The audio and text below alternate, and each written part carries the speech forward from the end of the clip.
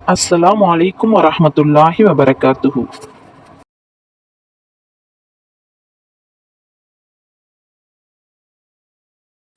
நரக நெருப்பின் முன் அவர்கள் நிறுத்தப்படும் போது, நபியே, நீர் அவர்களை பார்த்தால் நாங்கள் உலகத்திற்கு திரும்ப அனுப்பப்பட வேண்டுமே. அவ்வாறாயின் எங்கள் இறைவனின் வசனங்களை நாங்கள் பொய்யாக்காமல் நம்பிக்கையாளர்கள் ஆகிவிடுவோம் என்று அவர்கள் புலம்புவார்கள். இதுவும் அவர்கள் மனமாற கூறவில்லை, மாறாக இதற்கு முன்னர் அவர்கள் தங்களுக்குள் மறைத்து வைத்திருந்ததுதான் அவர்களிடம் தென்பட்டது. ஏனென்றால் அவர்கள் இவ்வுலகத்திற்கு திரும்ப அனுப்பப்பட்டால் அவர்களுக்கு தடை செய்திருந்தவற்றின் பக்கமே மீண்டும் செல்வார்கள். நிச்சயமாக அவர்கள் பொய்யர்கள்தான்.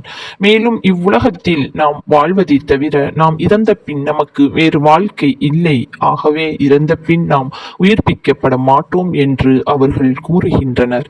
இவ்வாறு கூறும் அவர்கள் உயிர்ப்பிக்கப்பட்டு தங்கள் இறைவனுக்கு முன் நிறுத்தப்படும் போது, நபியே, நீர் அவர்களை காண்பீராயின் அது சமயம் இறைவன் அவர்களை நோக்கி, விசாரணை நாளாகிய இது உண்மையல்லவா? இறைவன் அவர்களை நோக்கி, விசாரணை நாளாகிய இது உண்மையல்லவா என்று கேட்பான். அதற்கு அவர்கள், எங்கள் இறைவனே, உண்மைதான் என கூறுவார்கள். அதற்கு அவன், இதை நீங்கள் நிராகரித்துக் கொண்டிருந்ததன் காரணமாக நரகத்தின் வேதனையை நீங்கள் சுவைத்துக் கொண்டிருங்கள் என்று கூறுவான். ஆகவே எவர்கள் அல்லாஹ்வை சந்திக்க வேண்டும் என்பதை பொய்யாக்குகின்றனரோ அவர்கள் நிச்சயமாக நஷ்டமடைந்தவர்களாகி விட்டனர். எதிர்பாராதவாறு திடீரென அவர்களுக்கு விசாரணை காலம் என்ற மறுமை வந்துவிட்டால் அவர்கள் தங்கள் பாவ சுமைகளை தங்கள் முதுகுகளின் மீது சுமந்தவர்களாக, இந்த வேதத்தை நாங்கள் நம்பாத குற்றத்தால் எங்களுக்கு ஏற்பட்ட துக்கமே என்று புலம்புவார்கள். அவர்கள் சுமந்து கொண்டிருப்பவை மிக கெட்டவை அல்லவா? இவ்வுலக வாழ்க்கை விளையாட்டும் கேளிக்கையுமே தவிர வேறில்லை. எனினும் இறை அச்சமுடையவர்களுக்கு நிச்சயமாக மறுமையின் வாழ்க்கையே மிக மேலானது.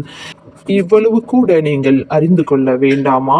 நபியே, உம்மை பொய்யரென அவர்கள் கூறுவது நிச்சயமாக உமக்கு கவலையை தருகிறது என்பதை உறுதியாக நாம் அறிவோம்.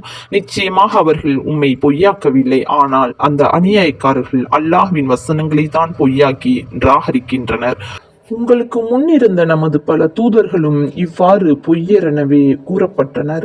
அவர்களுக்கு நம் உதவி வரும் வரை அவர்கள் பொய்யரென துன்புறுத்தப்பட்டதை அவர்கள் உறுதியோடு பொறுத்து கொண்டிருந்தனர். ஆகவே நபியே, நீரும் அவ்வாறே பொறுத்திருப்பீராக. அல்லாஹுடைய வாக்குகளை எவராலும் மாற்ற முடியாது. உமக்கு முன்னிருந்த நம் தூதர்களின் இத்தகைய செய்திகள் நிச்சயமாக உம்மிடம் வந்தே இருக்கின்றன.